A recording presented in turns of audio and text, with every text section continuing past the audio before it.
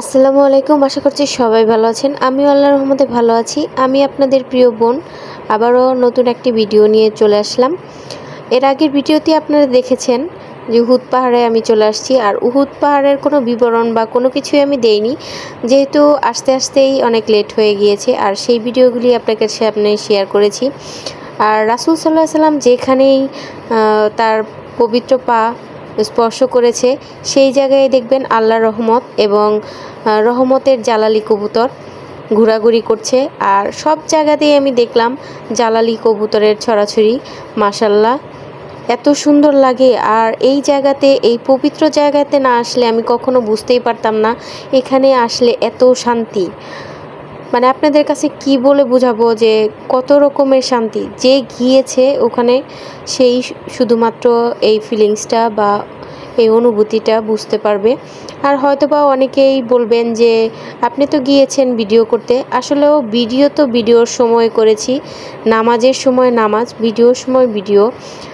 আর যেহেতু আমরা বাঙালি বা স্বভাবতই আমরা যেখানেই যাই না কেন পর্যটক এরিয়াগুলিতে অবশ্যই টুকটাক ভিডিও সবাই করে থাকি।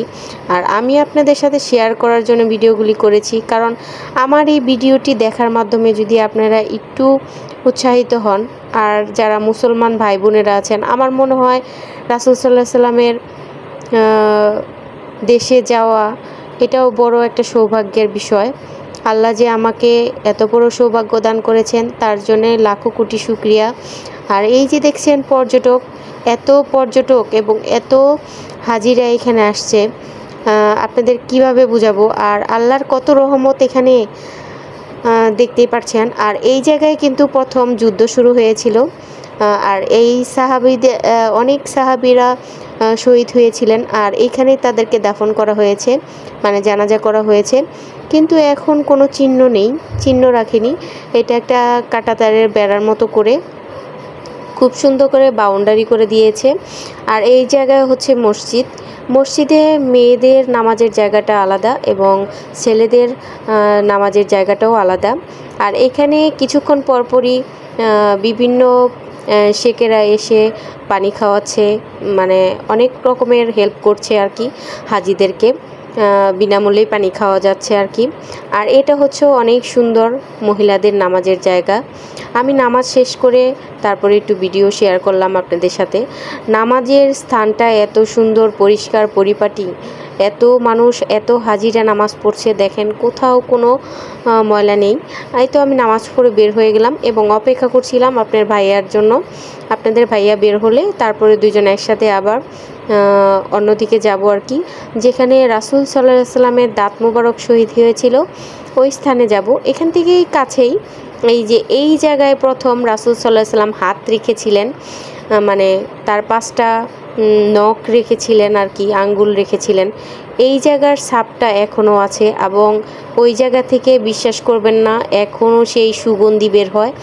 আর এই স্থানটা যারা এখানে ভিড় করছে, ওই স্থানটা হচ্ছে রাসূল সাল্লাল্লাহু আলাইহি সাল্লাম যখন দাঁত মোবারক শহীদ হয়েছিলেন ওখানে মাথা রেখে ওখানে মানে সে অজ্ঞান হয়ে গিয়েছিল আর কি। আমি যত দূর ওখানে গিয়ে তথ্য জেনেছি আপনাদের সাথে সেটাই শেয়ার করলাম আর কি।